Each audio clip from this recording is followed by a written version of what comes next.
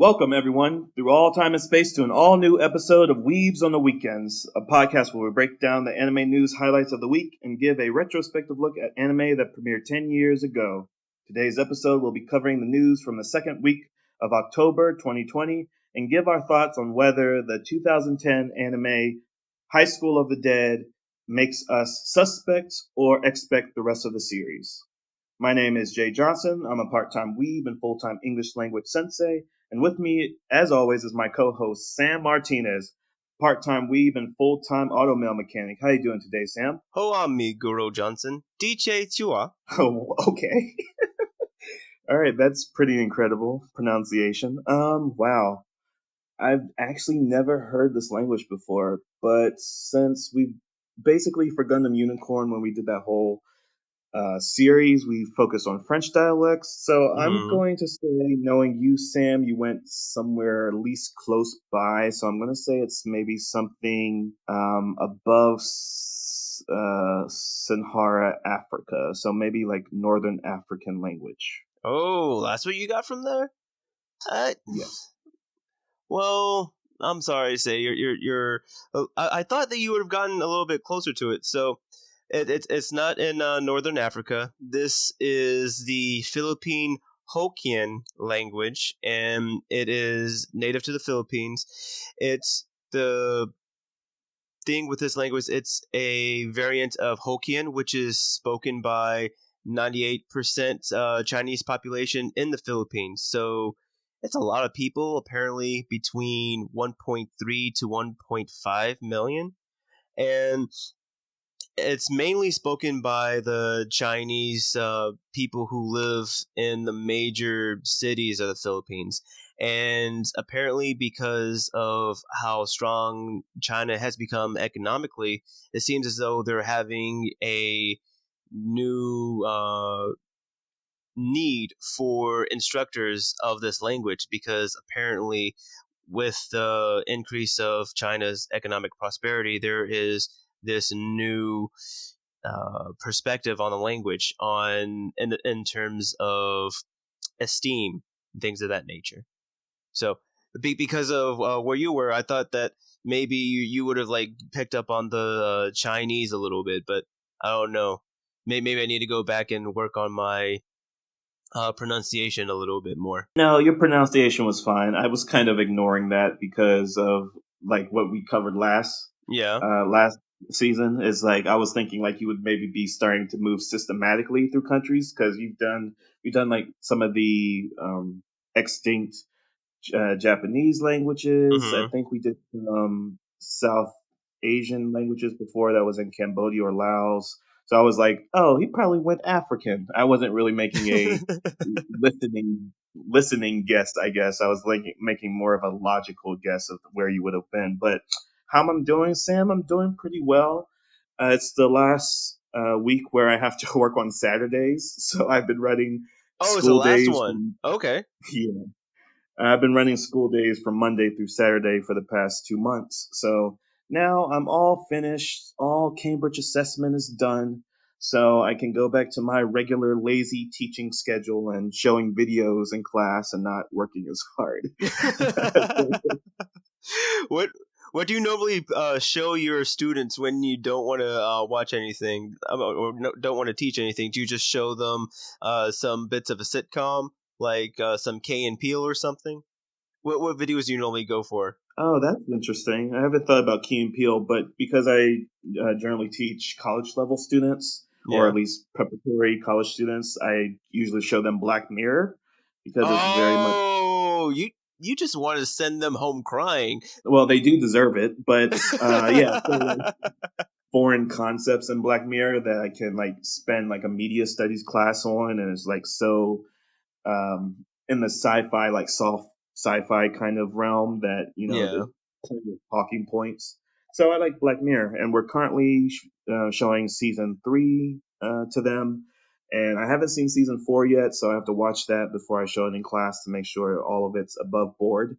And it was very Mm-hmm. interesting last year when all of my students asked for it when we first started this, and they've never seen Black Mirror, and they didn't know about the pig episode. If you've seen Black Mirror, No. I'm Yeah. surprised. Did you show them the pig episode? I'm surprised that they let you show any of that in school. Yeah, I had to get permission, of course, ahead of time, but since all of my students are above the age of 17, it's completely fine.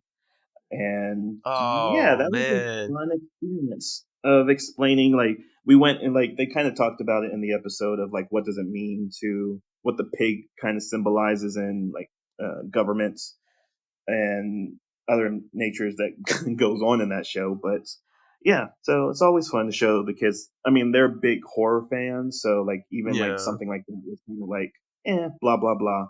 And like I've been getting requests like for Hostel and Saw and like the Sinister movies and Conjuring. So it's not like these kids are shy to um, gross things, explicit things. So other than that, doing pretty well, Sam. How about yourself? Talking about horror, I would say the other day, well, not other day, I think it was the week before last, I went to my first haunted house ever, now that you mentioned that. And I have to say, it was pretty interesting because it was surprising not to myself, but to also to see how much effort and work goes into a haunted house. I thought that I was going to be a scaredy cat, but like throughout the entire thing, I was just desensitized and mainly just appreciating the work. I'm just going through the corridor and somebody just jump scares like, "Oh, cool! That's a Freddy Krueger reference. I like the talents that you got there." And keep walking through. It's like, "Oh man, this is 13 ghost things. You got the words on the windows are starting to glow in the dark." And I would say the most interesting thing about the haunted house about the haunted house was in the beginning when you go in. They sort of have when you go in, it's sort of like you're walking in the woods, right? You have to walk by this tree, and it makes it seem like you're walking in the woods, and they give it this ever changing labyrinth feel because you walk in and you think that the path is intuitive, you just keep going straight, but you walk in, you go straight, and then there's this dead end, and so you have to backtrack, and it gives you this false sense of, did I am this lost, and in the woods, because they close the door behind you. And I would say that was kind of interesting because I never read or seen anything like that. And some of the people that I went with, they said that that was a first for them too. So I would say like that was pretty clever, and it sort of set me up for, okay, they did this. What's going to be the next clever thing that they're going to do? So I would say that that was pretty interesting. And oh, another thing too, you've been mentioning Heaven's Feel movies. So there's going to be a Fathom event here in the States where you can watch the first and second movies before they premiere the third movie. And I'm going to be on the hunt to see if there's anybody who wants to go and watch it with me, or just go and geek out by myself. So I'm pretty excited about that. All right, awesome. Yeah, so like, do you still need to watch the first two though? Oh no, no, no! I've already seen it. But the thing is, because it's going to be a double feature and it's been a while, I can probably just go. I was just thinking about going and doing it, watching the first two movies, and then watch the third on the day after. And I think I need to go back and look at the tickets. I think they'll be showing the English dub in theaters. I know they're available online, but I can't remember if I watched the dub in theaters or not. And I don't know what it is about it, watching a foreign film that's been English, or watching an animated film in English dub, but it feels fun.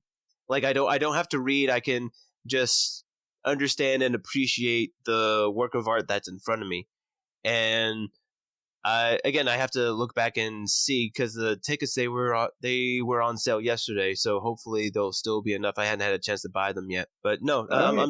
just one thing I'm looking forward to. Wow, that sounds like a good time. I hope you get to find some friends that you can nerd out about anime over with. But for right now, you can nerd out with me. So for today's episode, we have our anime news weekend roundup. We have our discussion about the fall 2020 anime season, as well as talking about High School of the Dead. And of course, time codes are going to be in the description. So Sam, you got the news for us? That I do. So transition to the news. You mentioned that we were going to be watching High School of the Dead, and to keep the theme with the spooky and the horror going just a little bit longer, my first bit of news that I have for you today is there was this passion project by Sakamoto known as Aragne Sign of Vermilion. It's a 75 minutes movie that's supposed to be a horror, and it is now available for viewing on High Drive. And I sort of wanted to pick your brain a little bit about it, Jay, because you're a horror aficionado, and I wanted to see if you have seen this work or have heard of Sakamoto and any of his other works, if he did horror or anything else like that. Sorry, I'm putting you on the spot, but as I said, because you're a horror aficionado, I didn't know if this was a name that would ring a bell for you or not. Yeah, I'm an aficionado because I watch these movies through like peering through my fingers when I cover my eyes. High School of the Dead for this episode, I was like, I had to keep pausing and looking away in disgust of like, oh my god, there's so much blood going on the screen, and it's so like stylized. But yeah, of Sakamoto, I'm not really familiar with anything because hmm I've kind of stopped my Japanese dive into horror with Joji Ito because he's kind of just like the godfather, god of horror in that way. Can you tell me more about this? So, at least with this particular movie, it follows this university student named Rin, and she is renting a. Hold on. Yeah, she's renting an apartment, and apparently there's stuff going on in the apartment, like some hauntings or some supernatural occurrences. And it seems like she's trying to figure out what it is. Like apparently there's a stranger that makes his presence known. And one thing that's interesting too is like it's dealing.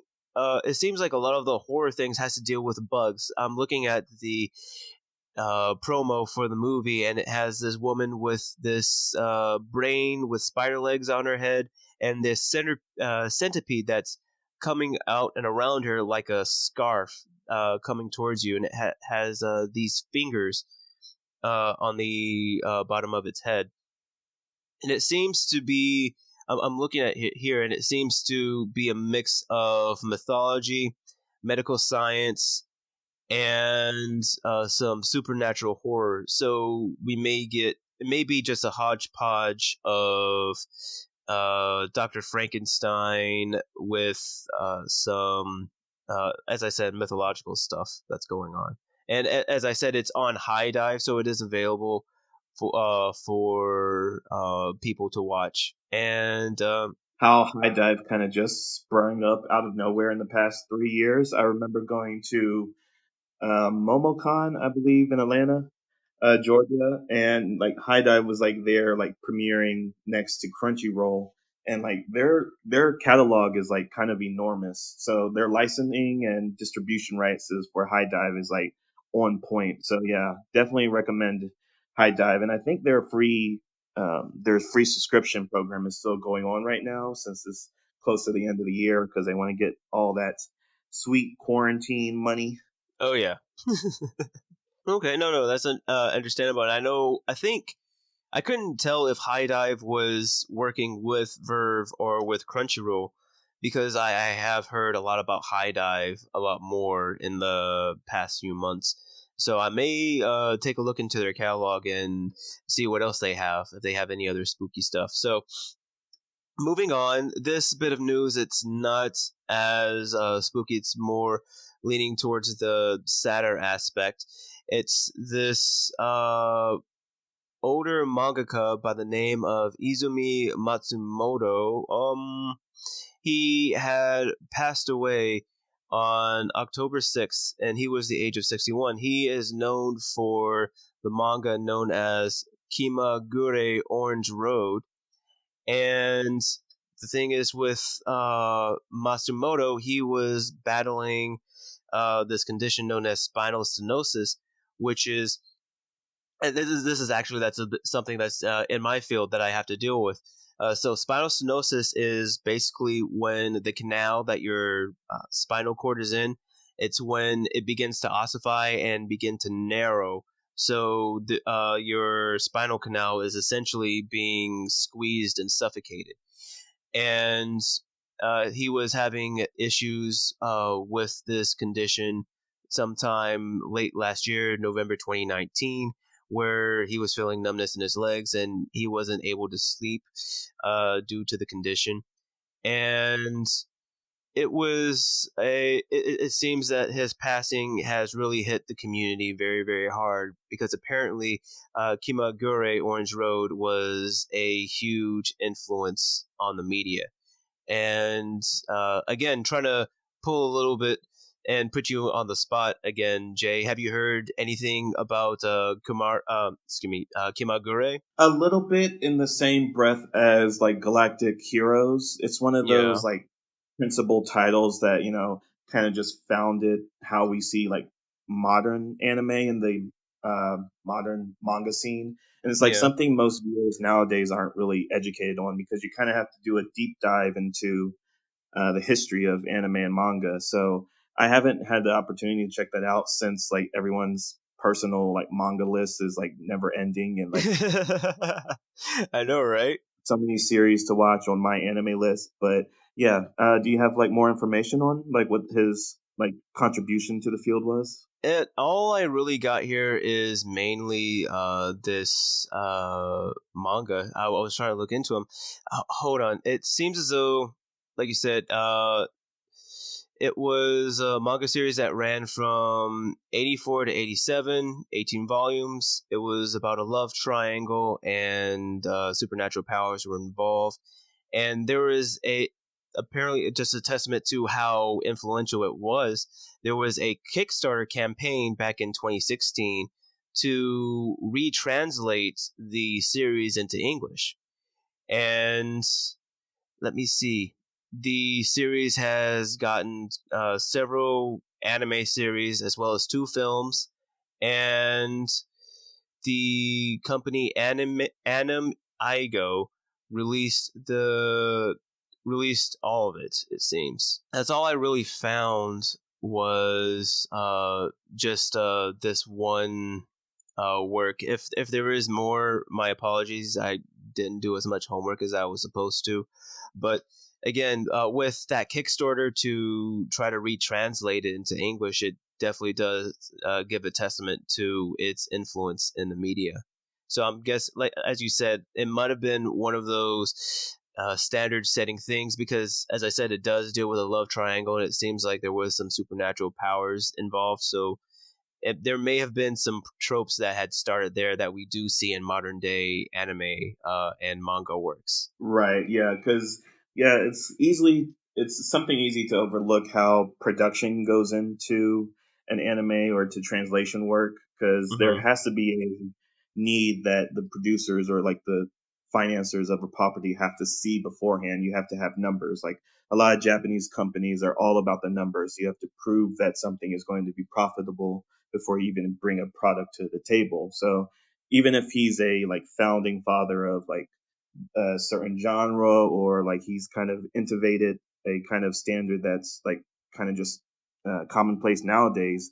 Even like someone that's like Hayao Miyazaki didn't really get a good start to his own career until he like funded himself into his own studio, and Hmm. now he's like the godfather of like some of the greatest anime of all time. So kind of in the same vein as that, and it's just uh, kind of disappointing, because like when you said people rally behind it, like when these great people die, that's the time that people come out the woodworks to express how much their work has meant to them. So if anything, with his passing, like a lot of more recognition is going to be given to like his works, and maybe we'll be seeing something from him in the coming future. Well, no, no, no. He passed on earlier this week. No, I mean like Yeah. some kind of adaptation of his work. Okay, okay. I misheard you then. Yeah, it will be interesting to see if somebody goes back and redoes, say, like a lot of these 80s animes that were like you said, very influential and sort of redo them to modern day time and see how everybody likes it. For instance, we talked about Akira some time ago, and they're re-releasing that in theaters. So it'll be interesting to see if they do something along the lines of that.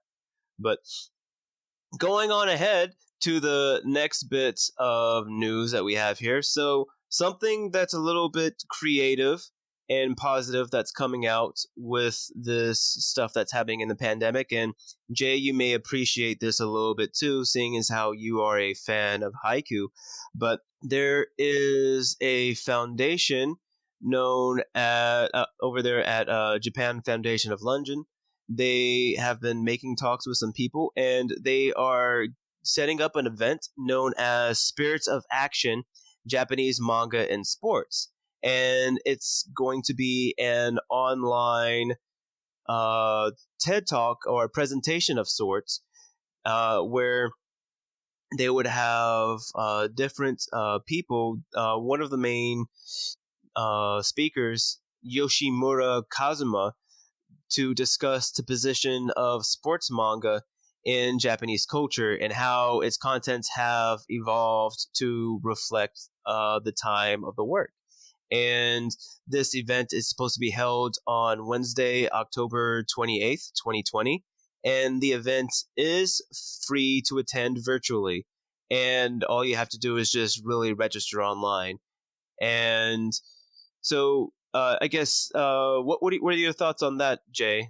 Them being people who are taking advantage of the virtual scene in regards of the pandemic today and trying to educate people on the relation with sports and manga and how they influence one another. Yeah, I mean, that's kind of been the nomenclature of this year is that everything has been moved online. I mean, even my spring semester of last year was done online only. So, like from January to June, I was just doing virtual classes. So, along the lines of like what that actually means for this like particular thing, again, like what does online do but to make everything more global? So, like, it's no longer a sole Japanese thing, like Comic Head and all the conventions that's closed down have been put online. Even if we go back to a previous news story about like the Adult Swim Con and like premiering certain episodes, like it's freeing up a lot of like production holdups that are usually go into like a physical presentation. People can just be at their home in their pajamas or wearing nothing on below the camera screen, Yeah. still have a level of like uh, communication with the world. So I'm not surprised that this is still going on, especially in Japan. The numbers are Mhm. still kind of iffy given Japan's like population and how they've handled the whole big C word. But I'm most interested because I'll definitely register for this because like Haikyuu's kind of got me into learning more about volleyball myself, and that's kind of why volleyball or Mhm. sorry Haikyuu is such a big phenomenon is that because it premiered and shown in Jump Weekly, that so many young athletes kind of just grabbed on and felt represented finally that their sport that they love was being like shown like positively in manga because like how manga goes about showing dynamic movement is such a unique thing to the medium. Yeah. So I'm not surprised that this hasn't happened already, but it's good to hear that it's happening now. Oh yeah, and just a little bit about the main speaker because I'm just looking at it now. It's giving me some insight. So again, Yashimura Kazuma, he is a PhD. He received his program at Ritsumeikan University, and he serves as the head for the Faculty of Manga as well as the International Manga Research Center. And basically, with his research, he really studies history of philosophy and manga, and he has written several books on manga and its influence in the world. And so it was just very interesting to see that there is actual universities who have actual departments dedicated to researching about manga and tying it into philosophy and stuff like that. So It just makes my geek heart a little happy and makes it want to jump for joy, just ever so slightly. Maybe you need to change professions. Maybe you need to become a not a automail mechanic, but a professor of manga studies. Maybe, but I don't want to become the new age of the starving artist just yet. But just real quick, there's a second speaker, Raina Dennison. She is a head department of film, television, and media studies in the University of East Anglia, and her research is in Japanese film and animation. And she also wrote several books too. Some on Ghibli's, for instance, Princess Mononoke, understanding Studio Ghibli's Monster Princess, and she's done other scholarly journals and articles. So these speakers that they have, they definitely hold their weight in the world of academia. And let's see. Uh, I guess we can talk about this last bit of news real quick. Just speedball through it in the next 3 minutes. It's the final Evangelion film has been announced. It's going to be released on January 23rd, 2021, and the film is supposed to be Evangelion 3.1 plus 1. I'm sorry, not 3.1, but 3.0 plus 1.0, and it's supposed to be the final Evangelion film to date. And the let's see, it's supposed to be released in theaters January 23, 2021, and I know that there was rumors of this movie supposed to be over 6 hours long, but the work sorry, not the work, but the person that's spearheading the film mentioned that it's not going to be over 6 hours long. But the whole purpose of this project is to sorry, I'm just looking at the work, and it's not really giving me an overview of the synopsis of the film, just really confirming the date for it. And I know that we've just finished a little series about mecha anime, and we talked a little bit about Evangelion. So I thought that it was just prudent just to mention the movie and its release in theaters. Do you have any thoughts on this uh, supposedly last movie about Evangelion, Jay? Yeah, I'm not surprised at all, given the popularity of the property still holds in Japan and Yeah. among many like mega fans' heart. It still stands as I know where we put it on our list when we did our top 10, but definitely there is always an argument for how it's always going to be considered the number one mecha anime of all time, like the Mhm. goat of mecha.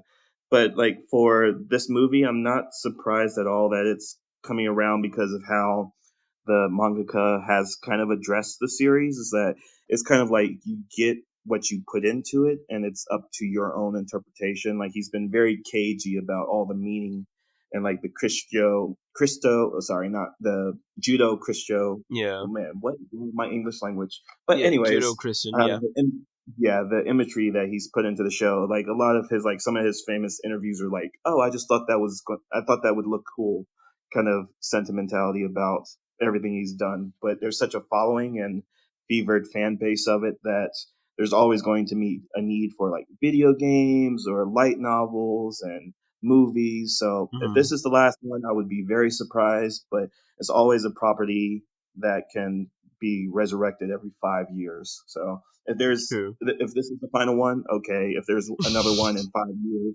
also okay. So, just to, I guess, give a little bit of synopsis, it seems as though that this one, Evangelion 3.0 plus 3.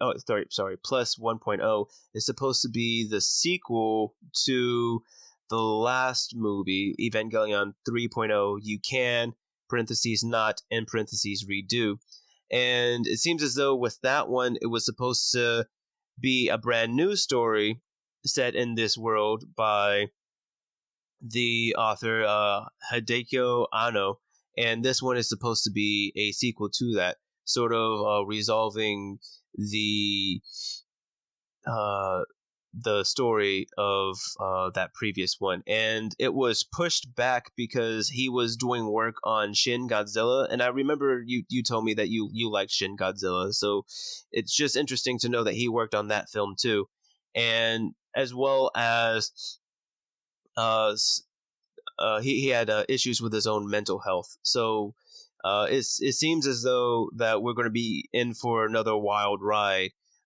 very much like the first iteration of the series was. So I'm sure, like you said, a lot of fans are excited for it.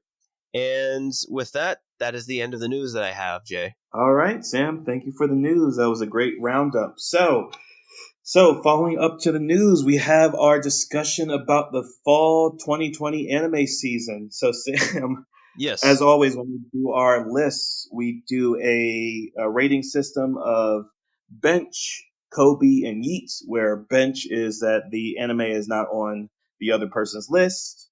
Yeet, Hmm. if it's higher up on the other person's list, and Kobe, meaning it's in the exact same spot. So I have five anime that I've been keeping up with for the season. How many do you have?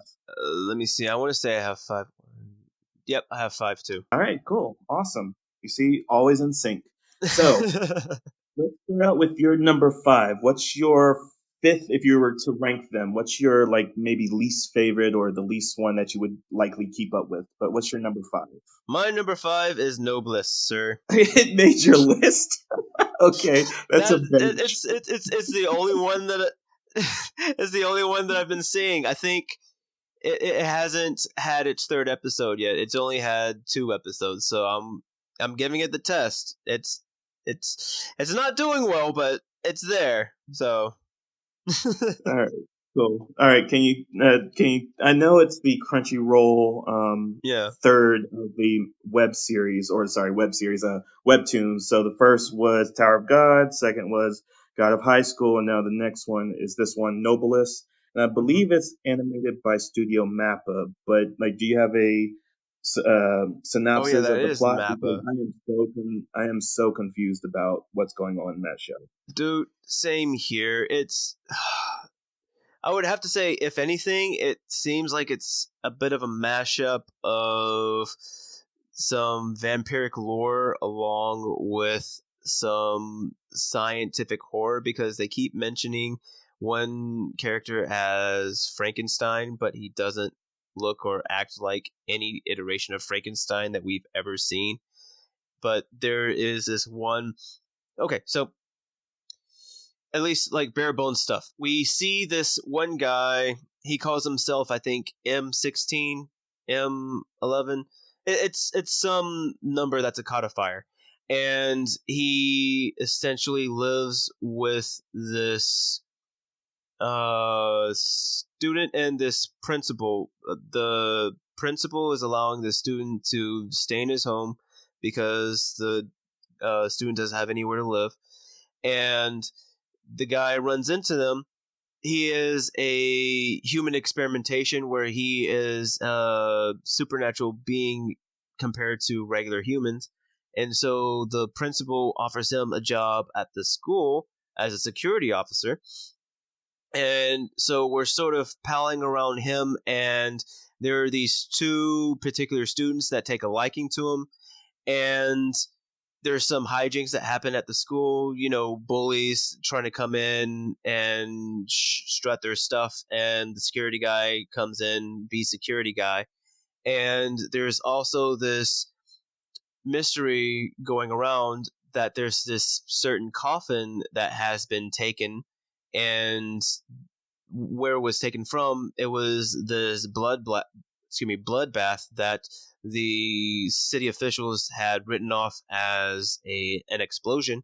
And there's also these two groups that have popped up that are in search of that coffin, one being another supernatural group that resembles the kid that lives with the principal, and the other group being a similar human experimentation monster hybrid group, but they're supposed to be stronger than the person that is the security guard. So I mean, so far it just seems like pretty boys who are scientific or supernatural monsters. But again, I'm going to give it my third episode to give it my final ruling. Wow, you are so generous because this easily made my top 10 worst after episode one because it is such a bundle of messy exposition and It character is. introductions and lazy writing. But oh, and I also misspoke because yeah, when you start looking like into like production history, you kind of get confused about certain series. But anyways, so yeah, Nobilis is by production Yes, which IG. we Yeah. talked about. Yeah, which we talked about before with Break Blade, and Mappa is doing the other show, which I'm sure is higher up on your list, but we'll get to that. But anyways, my Hmm. number five is one of your recommendations that I've been keeping my eye on now is the Akudan. Oh, sorry. Akudama Drive. Yes, yes, yes. Akudana Drive. Yes. Is So did that with make it? me, that's Yeet. Yeet's higher on my list, right? Yes, yes. All Yeah, right, so that's cool. a Yeet for me. All right, cool. So, what's your number four then? My number four is Fire Force. Oh wow. Okay. Interesting. Wait, okay. I think that needs to be marked out because that's a continuing. That started last season, so Yeah, we're still. I was going to ask you about continuations. Are we doing continuations or just more of like a if it's a new season, it has to be the start of the season. So like this one's a continuation, but there's another one on my list that's a continuation, but it's starting its season this season. Got you. Okay. Well, I was keeping continuations off my list because, like, if that's true, then you would have just put One Piece on your list, and we all know that One Piece Oh, is just okay. One Piece. So, I All mean, right. I'm surprised that it even made your list because you hated it last, like, a couple of episodes ago. So, like, why is it on your number four? Love hate relationship right now. There are some characters that they introduced that's interesting. For instance, there was this black character way his fire abilities are they're really interesting, and the naming for it too, it also honors some tribes over there in Africa. And not only that, but some of that was one character, and then there was another character that seems to touch a little bit about that. What you mentioned about this series before in terms of madness, how it's trying to permeate that throughout the whole series. So, as I said, it's been doing some things interesting, even though I have some problems with it. So I'm still having fun on the ride. But what's your number four? Oh, well, I was just going to comment about Fire Force 2 Okay, because go I ahead. mean, it's not on my current list, but I am still up to date on it. And it's like Yeah. one of the few series that I keep watching week to week and like watching it as soon as it premieres. So yeah, it's getting really, it's kind of, I think it's a situation of how the episodes were structured this season is that in the middle of like such a build to the story for like the momentum of like unraveling the plot and the mystery behind everything that's going on is like just out of order because like what's going on is very high level intensity like fights and Yeah. they're also dropping dialogue and introducing new characters in a very interesting and engaging way. So I mean we talked about how the manga ended. Oh sorry, no, Haikyuu ended. Yeah. Fire Force is about to end in about I think 20 issues now. So we still got some time for that. But yeah, so for season two of Fire Force, it's going pretty well. We have a total of 24 episodes this season. I think we're on 15 or. Let me see. I have it up Yeah. right here. It's 16. Oh, cool, cool. Yeah, 16.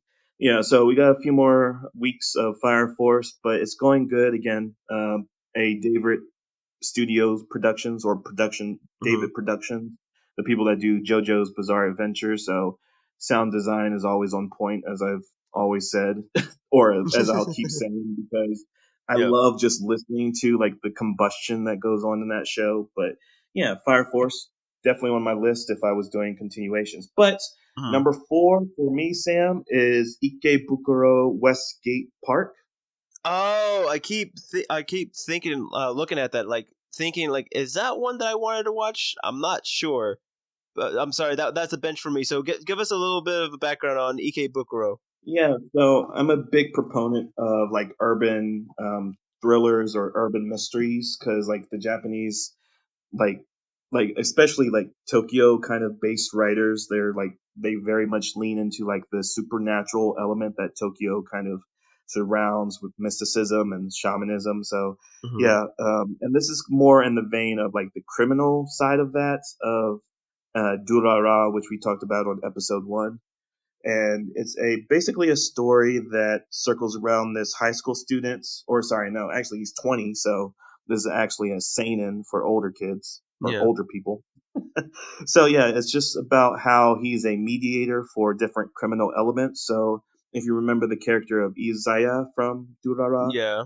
uh, yeah, he's a broker, Izaya, in that show. But in this character, the main character here is a mediator, and he basically goes into like these violent confrontations and kind of like settles them down. He doesn't use force; he uses like intelligence. And the mystery element is that one of like someone that he knows is killed in episode 1. So the first episode premiered on October 6th, and only one episode is on the has been aired right now. So Hmm.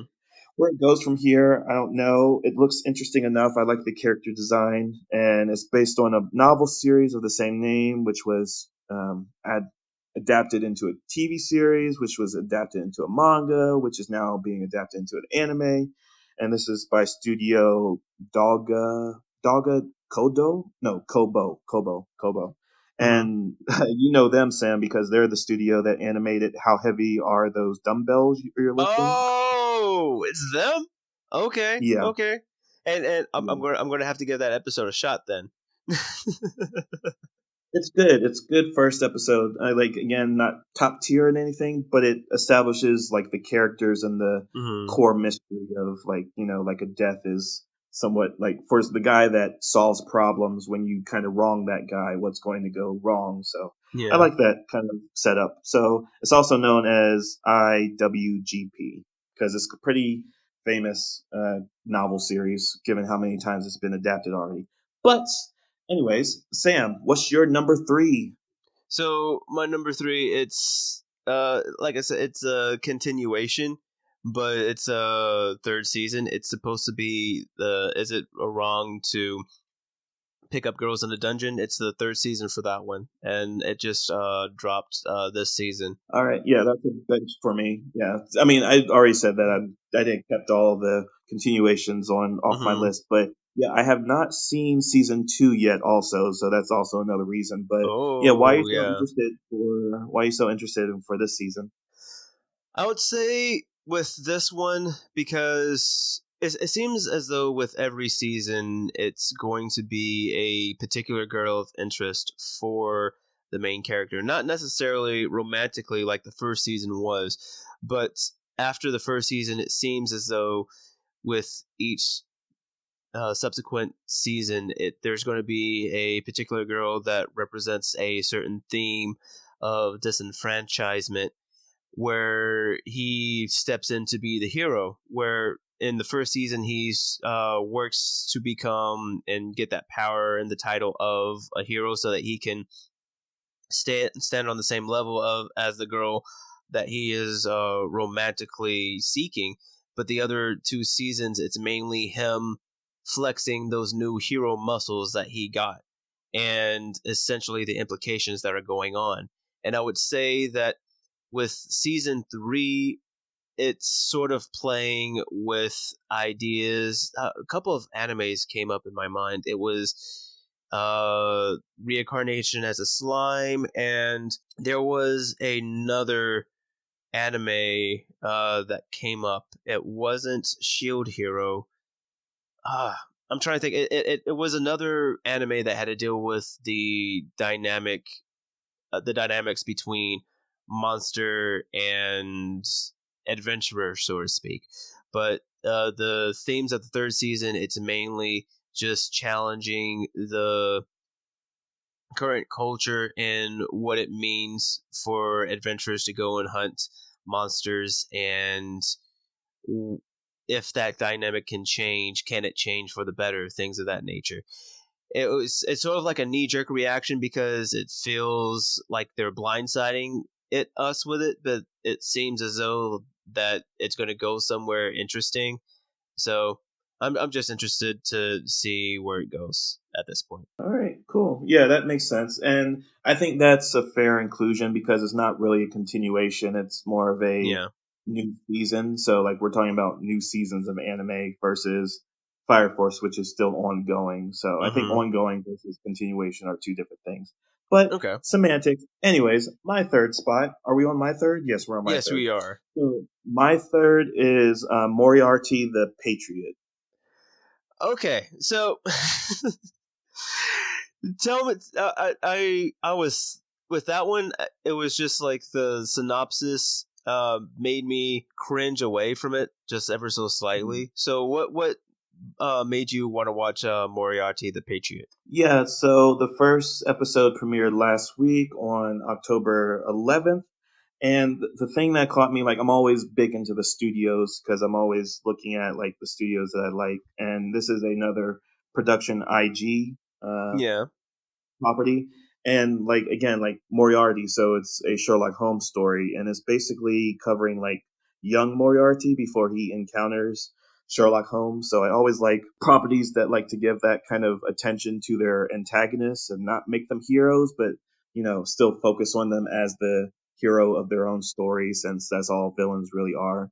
And the thing that really caught my attention specifically about this is that Japan has this weird Anglo fixation. I mean, Yeah. one of the oldest anime is like a Pippi Longstocking kind of series or property, and even like with this current season, like for the fall, there's this Yodel no Ono, and it's another Scandinavian property. So like also like Scandinavian, Nordic, and British kind of properties, Japan or Japanese artists or mangaka like to focus on. So I really wanted to Mm-hmm. see their take on like a Arthur Conan Doyle story, kind of through the Yeah. lens of the villain role, because like Japanese villains are kind of iconic in that way. So I'm just interested in that way, especially since there seems to be a dynamic of like, will he go good, even though we know like how his story is going to go, like he eventually meets Sherlock Holmes, but are they going to take it in like a creative direction because they really presented him as a intellectual family man, kind of friendly disposition with like his growing villain organization. So I kind of like how they portrayed him. So that's why it's on my list. So All right. I guess like so then my question would be: is he still a villain, or is he still in crime? Because like they made it seem as though he was working with the police, as though he was to assume the role of Sherlock, not necessarily him doing crime. Yeah, so that's what's really interesting about the first episode. They make this duality of he's keeping up a front of being a good guy. So, like, he has his job as a professor of mathematics, Yeah. and then he has like a side business off of that of being a private consultant for like people in need. He's kind of doing that Jessica Jones kind of crime solving, but then he's Yeah. also having like a springing villainous organization that's kind of looked at controlling the direction of the world. So it's really like, again, like I like the dynamic of he's Okay. doing good to pretend to be good, but he's doing it on such a microscopic element while he's trying to build an organization to like kind of and change and like wreak havoc on the world, is how the review or the synopsis said it. And they even dropped the quote criminal consultant, which is an actual job, but it's also was Yeah. popularized by the BBC Sherlock Holmes show, because that's Yeah. what Moriarty in that show calls himself as well. So like all that just combined it to put it pretty high on my list. Okay, that was one thing that I was worried about, that because when I first read the synopsis, I was probably just reading it too fast. They made it seem as though he was just going to be a good guy up and up, and it didn't seem like there was going to be any divulging or diverting change in his character. So, from what you're saying, it seems like he's going to be similar to Light Yagami in the early days, where he's working with the police to try and catch himself while he's still doing Kira stuff on the side. So, it seems like it's going to be interesting in that regard. So, I may give it a shot then. All right, cool, awesome. So, Sam, what's your number two spot? My number two spot was, I think it was your number five spot. Yes, Akudama Drive. A little bit about Akudama Drive. It seems as, and this is a lot of inferring too. I had to look up the word for Akudama. The Japanese word for Akudama, it basically means villain or bad guy. And so essentially, what we do is we follow this one girl who essentially ends up becoming involved with these group of Akudama through a not necessarily a series of unfortunate events. It's through a comedy of errors of sorts. She sees this one guy drop this coin while he was paying for his food. She tries to give it back to him. He declines, saying that all coins found are unlucky.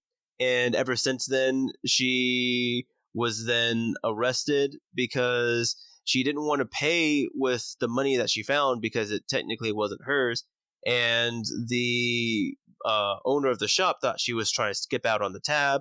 And again, more comedy of errors ensues, and it turns out that the guy that she ran into was working, was sort of a carrier, so to speak, and his job was to break out another Akudama who was set to be executed that day.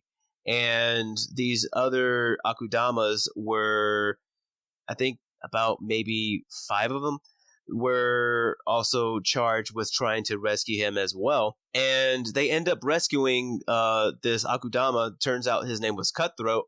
And they're all recruited, including the girl that we've been following. They're all recruited to work with this talking cat to, uh, to, trying to think we don't know what his end goal is, but it seems like he just recruited them for a job, and them saving Cutthroat was the prerequisite to doing so. And I say, like, the one thing that I like about it is how fun and lively it is, and the way that it's animated. I think it is done by Studio Mappa too, correct, Jay? No, this is done by Studio Paradox, not Peridot, Oh, Periot. yeah, Period. yeah, Period. My apologies, but just it's just so fun, and the characters, they're just so different, and they mesh well together. And oh my goodness, one of the things that I love about it is just the transitions too. What are the reasons that Akudama Drive made your list, Jay? Yeah, so it's a little bit lower on my list Mm-hmm. because, well, one, I didn't watch it yet, so Oh, it just. I'm okay. Oh well, it was just one episode only premiered right now, and it Yeah. premiered back on the 8th. So it's lower on my list just because it's original property. So like that's why it's on my list because it's original Yeah. property. It's not a manga adaptation or a light novel or anything. It's just original from the studio itself. And Peridot does do good work. They're like a well, I can't even say anything about their like production history because they've done everything. But like they're Oh most yeah. known for doing Bleach and Naruto as Mm-hmm. well as Naruto Shippuden. But yeah, that's why it's on my list. And of course, because you recommended it, so yeah, those few things put it on my list. So I need to start watching it. Yeah, I would say episode two, it just came out yesterday, so we learn a little bit about what the job is, but not necessarily the entirety of it. And during the scuffle, we also find we were also introduced to the policing force that is pursuing them, because they not only saved Cutthroat, but of other stuff that happened along the way. And those characters are pretty interesting as well. So, what's your number two? Yeah, my number two is your number one, and you don't have my number one. So I guess we can You talk don't about know it. that. You don't know that. So my number two and your number one is Jujutsu Kaisen. Okay, yeah, that's a yeet for me. Yeah, I mean, but you don't have my number one, so we can just talk about your number one now. So Okay. yeah, so since it's higher on your list, let's talk about. You tell me why this is so high on your list. Why is it your number one of the season right now? Oh my goodness, it's a story, but it's mainly how they did episode 2 and episode 3.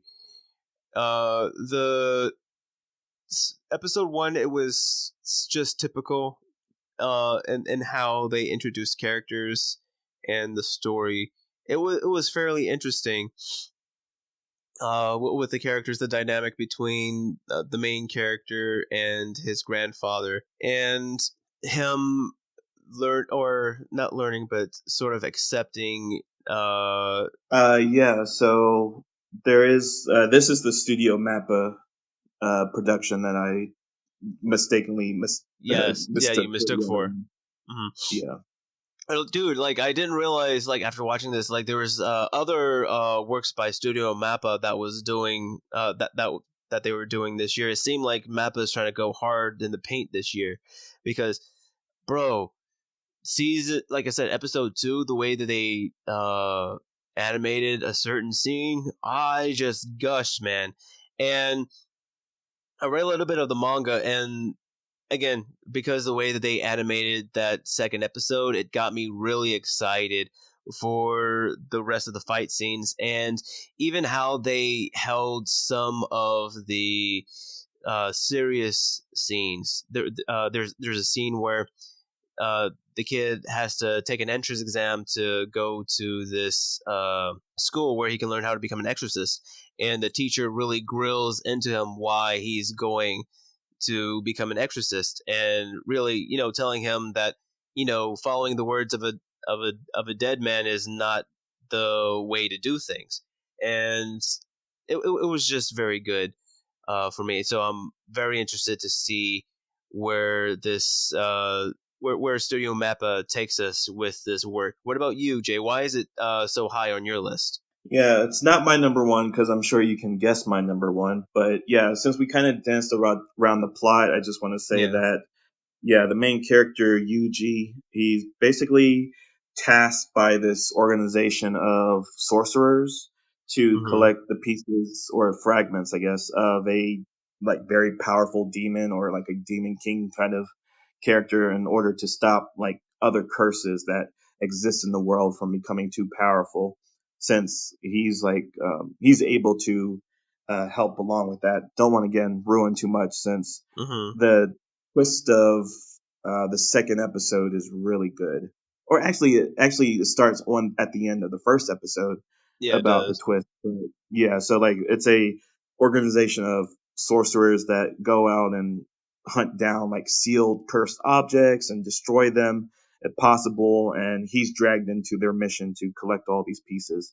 And again, this is a Studio Mappa production, and yeah, like you said, the mangaka focuses on a lot of the martial arts and choreography, like we talked about earlier, about how dynamic that can be captured in like Mm-hmm. the printed form. So that's why I heard about it beforehand. Again, my growing list of manga that's always in the back of my mind.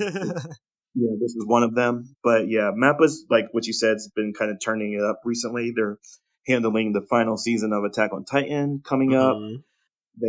They did recently God of High School as well as Listeners, which I wasn't a big fan of, but again, still beautiful looking. And it's just a warning of that this is a R rating or 17 plus rating for horror and supernatural violence.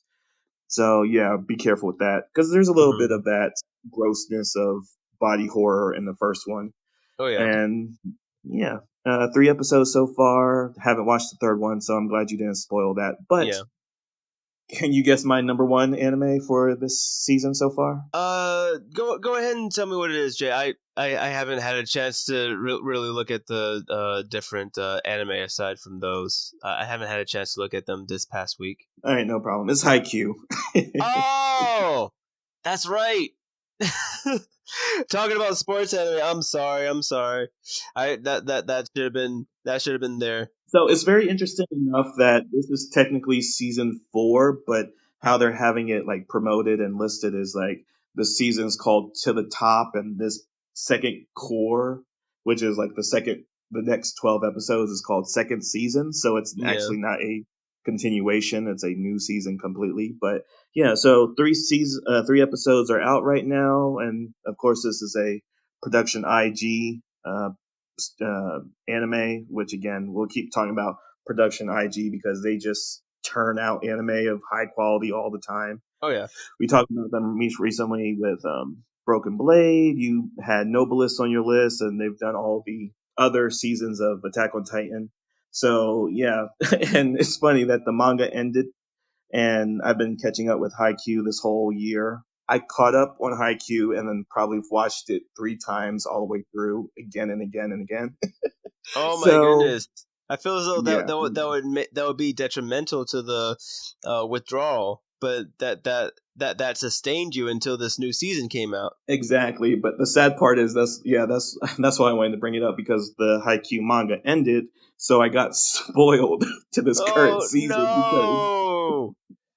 yeah, because everyone was saying like good words of like congratulations, this series is over, and like they were just spoiling big plot points in like their promotion videos of like congratulations, like all the greatest moments, and I just couldn't not just get into the fandom and not get spoiled to it. So I'm looking forward to it, even though I know the ending. The animation, of course, changed recently. It's been like a big part of discussion in the community that Okay. the animation, it's hard to describe the change of animation. Maybe we'll talk about it if we ever do a Yeah. animator spotlight on IQ. But yeah, that's why it's so high on my list. It's just like a overall good sports anime that focuses on good round characters. It teaches you about the sport. Like I've been used to like inspire me to learn more about it, even to play this sport itself. But yeah, it's just a overall good time because it's been delayed until now when it was supposed to come back during the summer. So Hmm. And this isn't their final season, is it? Or is this is their final season, or is this the second to last season? second to last season, but like Okay. what's remaining is only worth like one more season because like season one was 12 episodes, I believe. Yeah. Season two was 25. Season three was 12, and then this fourth season has been will be 24. 24, so it has about another 12 episodes left. Yeah, if they keep up with the same pacing, and like the Hmm. manga is pretty much done. And like I think we mentioned it before that I think they would probably do a movie as well, given how popular it is and has done movies in the past. So I wouldn't be surprised if it does a movie and then the final season in like 2020, Hmm. 2022.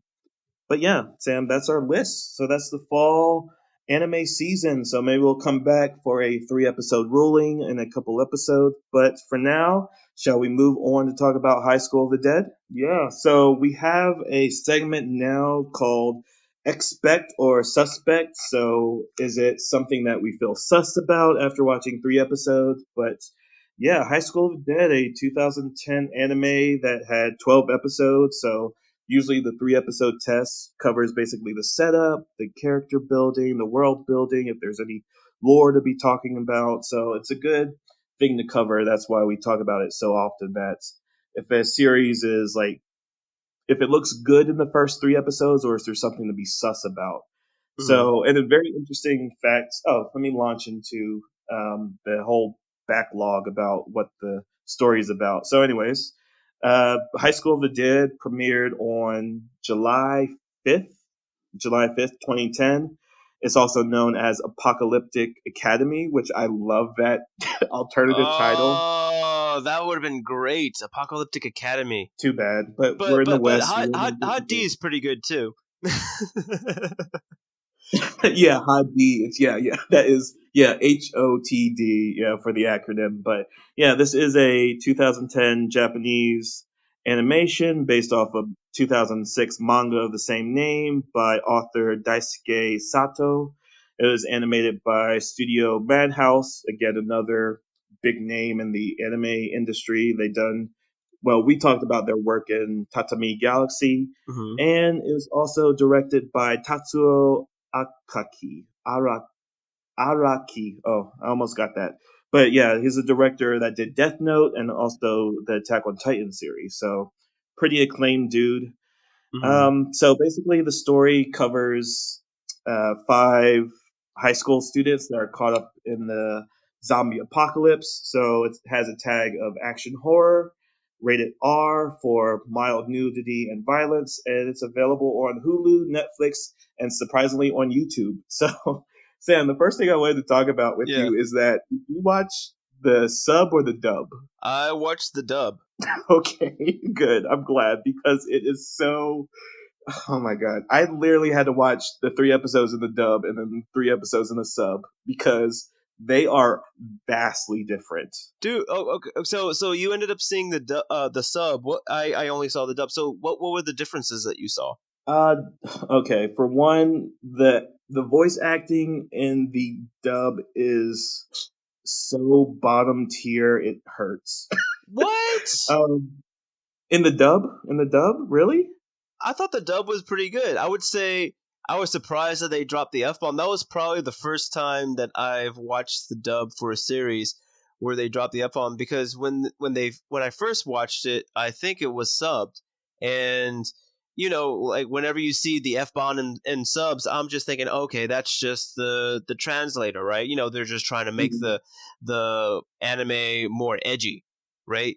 Hmm. And because like we'll see like in One Piece or in Haiku, it's like, oh, f this, f that. It's like, oh, come on, guys, like that guy wouldn't really say that. You're just trying to make the scene edgy. And then like in the dub, where it's like, okay, that's something that a high school kid would actually say in this situation. It's like, wow. So like way back when, they probably really did drop the f bomb in that sub.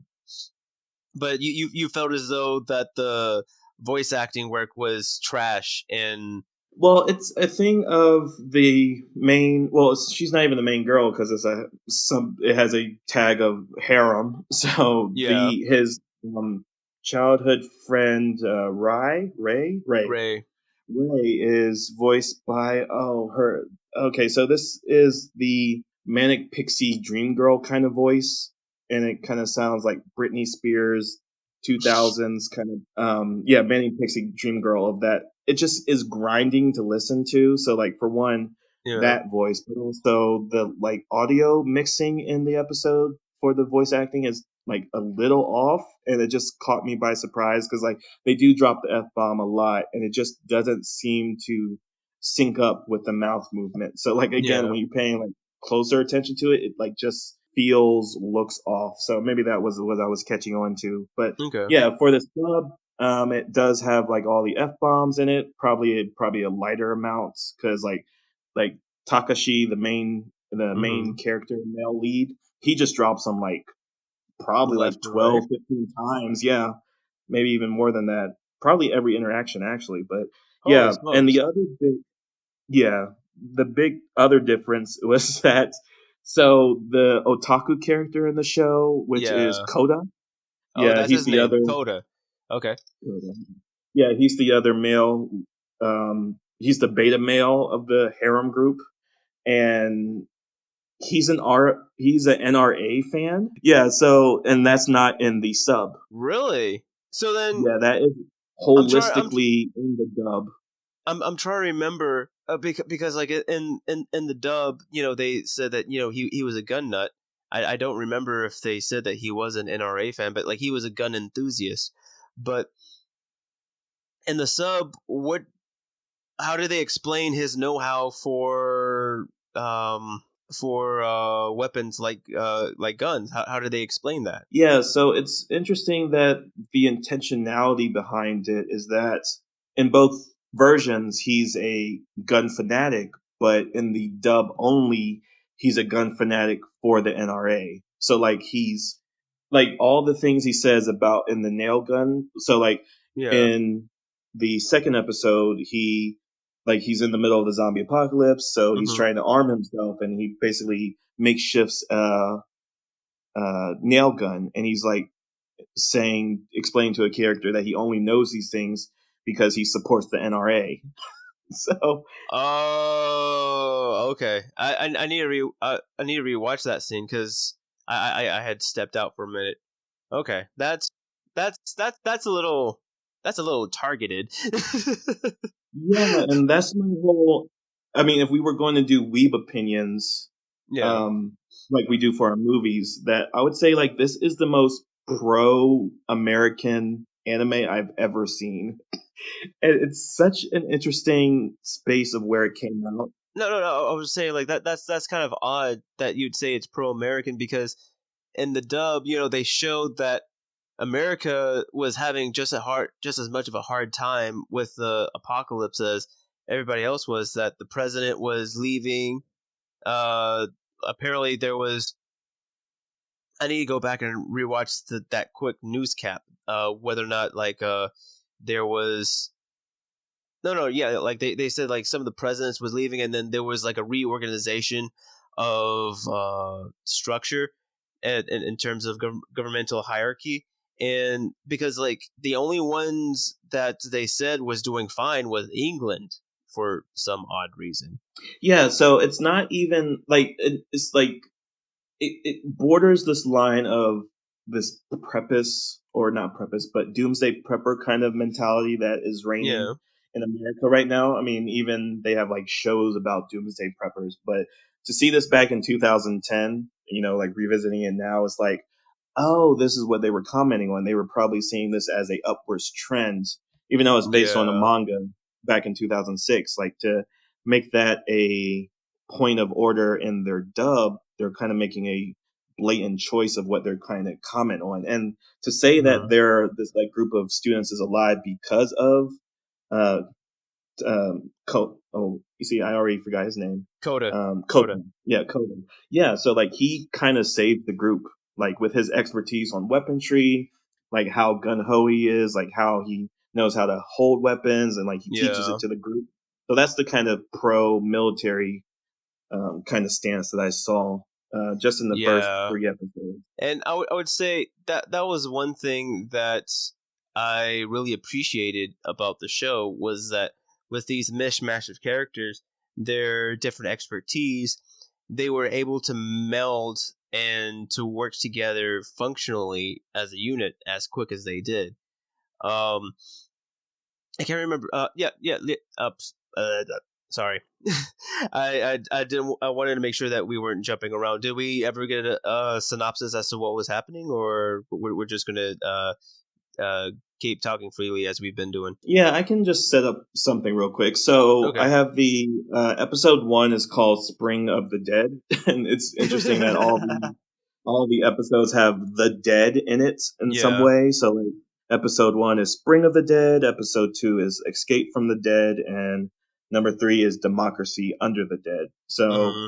the show opens up in a very interesting in media res, but it opens up with like cherry blossoms and like smash cut, super cut, smash cut with like Hmm. horrid images of the zombies, and then we get introduced to two of our main casts, Takashi, who's the male lead, and then Ray, who's his childhood friend, Hmm. and her boyfriend, who is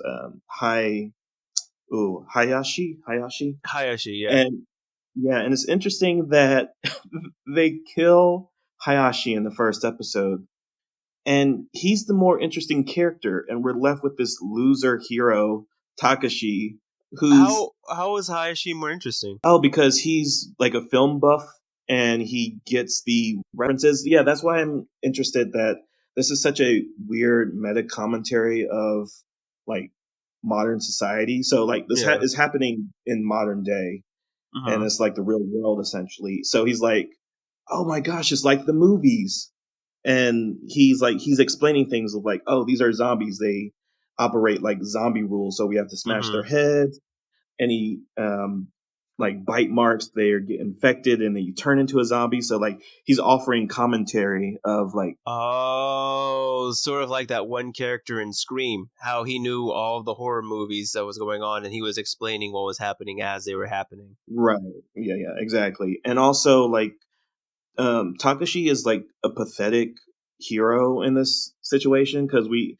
It's really interesting how episodes one structured because it's structured as a like this kind of cheesy romance kind of three-way kind of situation between these three Yeah. characters, and then it switches into the violence. So you kind of think, oh, these three are going to live through the first episode, and this is going to be that dynamic of Takashi coming to terms with how Ray, a girl he's in love with, fell in love with his best friend. Yeah. And I love how this first episode ends because Takashi does get, or not Takashi, but Hayashi does get infected, and he has to basically kill his best friend. And then Takashi is basically racked with guilt and basically wants to go on a suicide mission.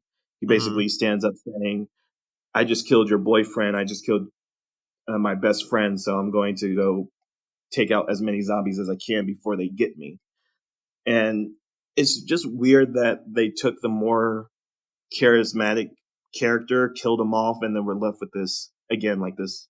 I call him a loser hero in my notes, but I gathered that you called him a loser hero. it's a good first episode. Like again, I had to watch it through my fingers because again, Hmm. it's not much of a horror. It's just like blood and gore, and there's like good commentary that goes on in the episode. Like these two girls are running, and then one of the girls, like they're holding hands and running, and then like they're like, "Oh, hey, sister girl, a friend of mine, we're going to survive this. Let's keep running." And then one of the girls gets grabbed, and then the girl immediately like goes like, "Let go," and kicks the girl in the face so Yeah, she it's can just escape. curb stomps her, and that was one thing that I wanted.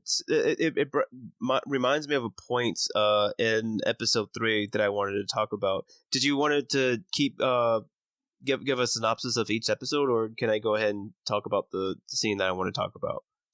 Yeah, we can jump to three. Okay.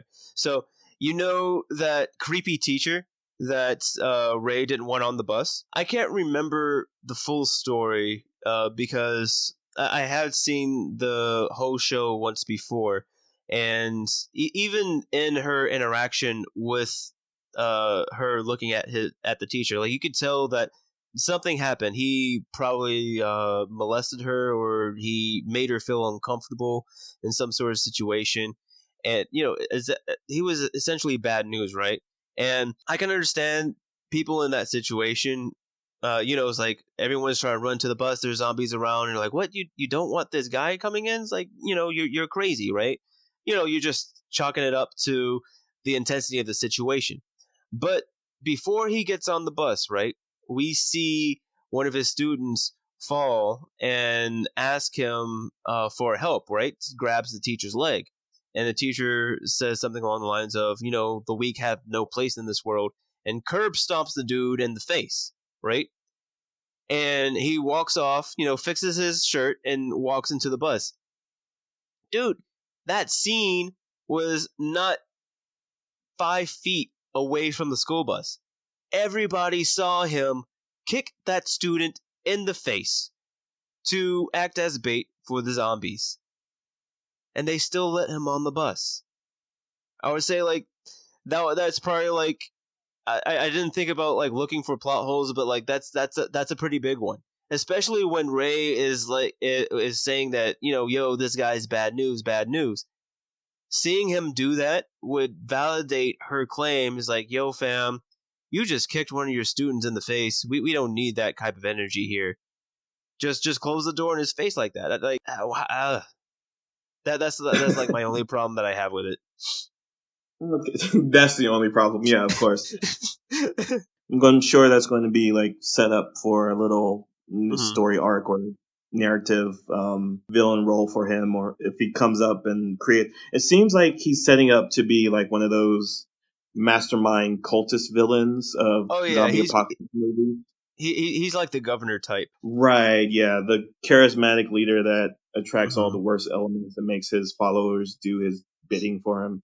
But Yeah. yeah, that's probably where that's going. But yeah, so just jumping back to one real quick, that again, I like the ending. It's a good setup, and the thing that really not bothered me, but the thing that's interesting the most about episode one is how the introduction to the virus happens. So like he sees he sees like what he doesn't recognize as a zombie yet at the school gates, and dude reaches through the gates, or the zombie doesn't reach through, but like the teacher on duty reaches through the gates, tries to get the zombie away, gets bitten, Hmm. turns into a zombie. So now the zombies are on campus. So there is something that's going on in the show that maybe I can't put my finger on yet, but it feels to be making some kind of commentary about like how uh, I actually don't know what I'm saying about this. Is that they're probably making a commentary about how ideas or how violence affects people. Zombie genre, as we know it, nowadays was invented by American filmmakers. Like that's a very foreign idea. So when you see a zombie outside of yeah, so like it exists Oh, in other really? forms, but as we know them as like brain eater monsters, as they are, like it was like established Yeah. back in like Dawn of the Dead, Day of the Dead, one of those trilogy movies, like Romero movies. And I don't know what it's Hmm. like commenting on yet since I haven't watched the series and I'm just seeing the 3 episodes. But the idea of a zombie banging his head at the gates of a Japanese school and then infecting the rest of the school, because as soon as the news of the zombie, infection happens, like, well, it's not even that. It's just that like the students like turn on each other immediately. Like when the announcement comes on, like to evacuate the school, like these kids are not even like orderly. They're not acting like school students would in that kind of situation. Like people are getting punched in the face. They're getting curb stomped. It's panic though. Well, that's what I mean. It's like it feels like it's making a commentary about what people do during a zombie apocalypse, but it doesn't feel like culturally resonant with Japanese. Hmm. If I'm going to say anything about like be a cultural authority about how movies express different cultures, it feels like they're trying to say something about Okay. Americans and Japanese and how they interact. Oh, I see what you mean. Like the reason why it feels so normal to me is because they're showing all the tropes, that you would see over here in America, whereas and the one thing it was interesting that you said what you said, how it was an American thing. So whenever you see titles or works where zombies are involved, but it's not American made, I guess that's why it's so appealing to me because we get to see another culture's perspective. For instance, there was a Netflix TV show known as The Kingdom, where it was a what if scenario back in feudal Korea. If there was a zombie outbreak in feudal Korea, how would the Koreans at that time, how would they react to it? And how what would happen with them culturally? And it was just very interesting to me because I got to experience another culture, and it was again, I guess what like what you said, it would be a quote unquote case study on if a an American problem were to arise in another cultural society.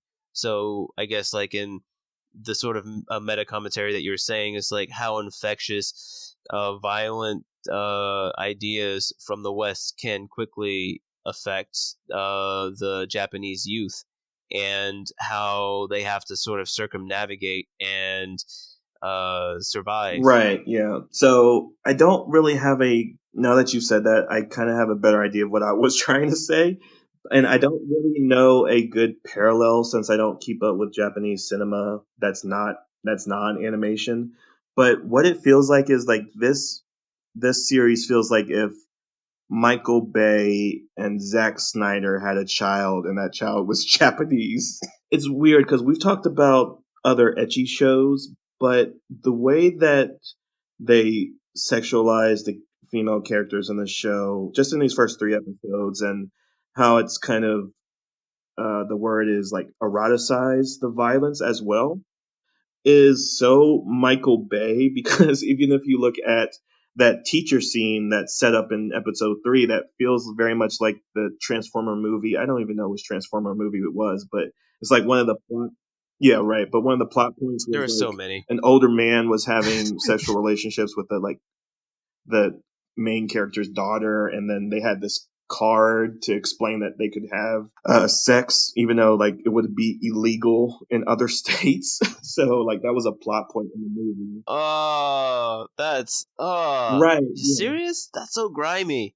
That must have been one of the later movies. Yeah, it was either Uh, the last one or before the last one. So yeah, and the Zack Snyder elements is like these three episodes are shot so beautifully, They are and it so could be well a thing done. of yeah. I mean, of course, that's Studio Madhouse, like they're OG, of course, but like Yeah. all the cinematography tricks, like zoom ins, like how it's framed, like panning to items that are like out of frame and letting stuff happen off of frame as well. It's just like a beautifully shot thing that reminds me of how Zack Snyder shoots his movie. Like there's slow mo movements, there's wide Yeah. sweeping shots. So like again, like Michael Bay and Zack Snyder's baby, who's Japanese. I would have to say though, like it seems as though that the baby took some of the storytelling elements from Snyder. I would say like that's one thing that I really did appreciate about this show, and because when I first saw it, it was on around the same time as The Walking Dead, so it was back in that zombie boom from 10 years ago, and looking back at it now, as you mentioned, there was a lot of etchy scenes because the artist for the manga used to it still is, but before this work was a hentai artist and even has his own company where he's supporting other hentai artists, and I would say that the amount of fan service, it's a little bit more I would say it's about as typical for Ecchi's series, but what makes it more tolerable for me is, I guess, because like when it's done it's quick and fast because it's an action scene really, and the characters, like, and how strong the characters are and how strong they're written, it makes me tolerate the etchy scenes a little bit. It's more of a, okay, there's actual story. There's a story to be told. There are characters to explore, characters that we can see grow. Not necessarily a problem that we were having with Demon King, where it's just etchy for the sake of being etchy, and there's magic involved too. Whereas in this situation, the etchy does take a backseat to the character and to the story development, which I do appreciate. I'm so glad we talked because I have the total opposite opinion of what you just said. Really, really. Okay, okay. Go ahead. Go ahead. Tell me Yeah, what you so think and why. I think that the etchy is all there is to it. Really, is that Hmm. it's stylized in the way of like I compared to Zack Snyder, but like the etchy or fan surface is all the substance there is. I'm sure like if we finish this or if we get to the series, I'm sure there's going to be a beach episode. Of course, there's going to be like that scene in Demon King with the cucumber, and I wouldn't be Hmm. surprised since it's R rated if it actually leans more into these characters actually have sex, like not of course on screen, but like heavily implied. It's implied. Yeah. Right, exactly, for Hmm. sure. So like definitely he's going to end up with one of these girls. So we didn't really talk about the cast, but like I Yeah. said, Ray is his childhood friend. There's Psycho. She's the samurai girl who's like in the Yeah. kendo club. And she gets a, I remember from the promotional art, like she gets a Japanese sword, actual Japanese sword. Later on in Yeah. the She does. series, there's She does. Saya. Yeah, there's Saya, who's pink-haired girl, but she's a genius, and Hmm. there's a nurse character, Shizuka. Doctor Boobs. Yes, because when she's introduced in episode one, she's like literally sleeping on her boobs, using them as a pillow. Yep. So And that's yeah, something that the so, characters call her too. Like it's self aware in that aspect. yeah, yeah. So again, like there's a lot of like commentary, but again, like Hmm. what's the story? But kids trying to survive the zombie apocalypse and like the standard tropes, like what you said, and archetypes, and like these characters are so basic and broad is like you get, oh yeah, the nurse is boobs and pink hair girl is genius and sword girl is soy girl and main dude is loser and otaku is otaku. So like again, like you don't really have to know their names, you know their Wow. archetypes. Like any like Yeah. movie, like Cabin in the Woods kind of did it best recently of like, oh, that's the jock, that's the virgin, that's the nerd, And and that's then the it last turns out kid. that their personalities were not what they appeared to be. Okay, now I see what you mean by that. But Yeah, oh, exactly. And mhm. and then also on the etchy side, I don't. like it doesn't feel like you said it's a different field from Demon King because Demon King is kind of like it's not very well done, I guess, Yeah. but because it's so cinematically shot by Studio Madhouse, it feels even more here baseless and like not baseless, but tasteless and like childish. Like because even in the first episode, Hmm. when like they're showing off that Ray is a badass, like she's like a spear. I forgot which sport she does to No, make her good at she a she spear. she says she was vice president for the martial arts club. Oh, right, right, right. Yeah. So Hmm. like she handles a spear in the first episode, and she does Yeah. kick butt in the following up episode. So she doesn't become a damsel in distress unless she Yeah. does in later episodes. But yeah, like they're badasses, but in the same vein of like it's worse because they're so strong in how their characters are presented, but also then immediately the camera eludes them by like we see Ray's panties like a dozen times in episode one. Yeah. And like again, like episode one, and we do the 3 episode test is because like they put all their money up front to make sure like they get the viewership. So like Hmm. in later episodes, maybe when they have to cut the budget, you get like a clip show episode or like the beach episode is like where a lot of money's dropped because like they want to entice their viewer to keep watching. But other than that, it's just weirdly placed in this show where Demon King is like so bog standard, where this kind of makes it more in the foreground. Okay. It's because in terms of like the strong characters, I would say it was a bit of a fresh air for me because especially with a cast with as many females as it is, usually in that case the archetype is like all the girls like again just going off of like American standards, it's like there may be one that's athletic, but then there's going to be one that's your hot annoying girl, and then there's going to be the one plain girl that's sort of kind but she's useless just like the hot annoying one is. And it's just it seemed like everybody had a role to play, and not even then I guess like it was sort of a testament to Ray's and Takashi's relationship because of how long they've known each other. When they leave the barricade that they made for themselves, we see them fighting off the demon horde, and I'm sorry, not demon horde, but the zombie horde, and they don't have to talk. Like as he goes in to swing, she's there behind him to cover up his blind spot, just showing that they're able to be on the same wavelength. And when they meet up with the rest of the cast, they were able to get into a formation. Like they had some of the similar organization, but they were able to communicate non-verbally with the other characters, just showing that they were able to mesh very, very well, that we have a good core group of characters.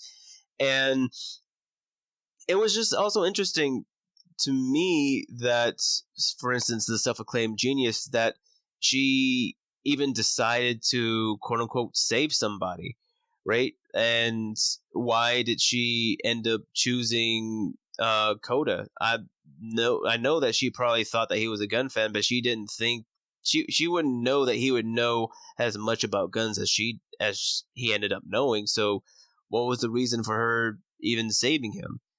And uh, I would have to rewatch the show to see if they delve into that. But even with some of the different character dynamics, it was just interesting for me to see them interact with one another in that regard. And again, with what you said about Takashi sort of having that self-fulfilling suicidal tendency, right? Because of that, like he puts himself in situations that's not necessarily needed.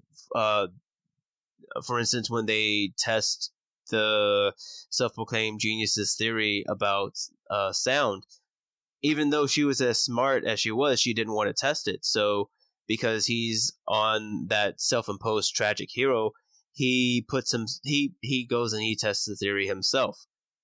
So it's and again, that's just little character stuff like that I really like. Yeah, that's fair. Because again, like it's a situation of there's good stuff and bad stuff about it, and I Yeah. think it's a more of a if you look at it more critically at it, Hmm. then there's more bad stuff than good stuff. But if you're doing it as a horror fan or fan of the genre of like zombies and like action, I think it's all well done and is above Yeah. board. So, Sam, would you say if you would expect the rest of the series to be good, or are you sus of it? From what I've seen, because I have seen the show before, and it's so far it is expected. It's what I've seen in the 3 episodes. From what I remember, it's everything that I expected it to be. So I would say it's expected. What about you? It sounds like you're a little sus. Oh no, like it's perfectly does what it set out to do. Like I think Yeah. it's so obvious about its statement that it want to makes about whatever it's trying to tell. So I don't know what it is until I watch the rest of the series or rest Yeah. of the episode, but it's definitely expect because of everything they set up in the first 3 episodes. Like they give a name to the zombies and it's even like Hayashi that kind of explains the meaning behind they call zombies them. Like Yeah. it's you turn into one of them. Yeah. And You I was turn like, into one oh, of that's a them. clever way to call zombies because like, and then as well as they test like what you were talking about the sound. Like they put this new lore. They kind of take a twist on the lore that these zombies are blind, so they Hmm. do have to readily respond to sound to track their like prey. So like you can basically sneak your way through a group of zombies if you're quiet enough.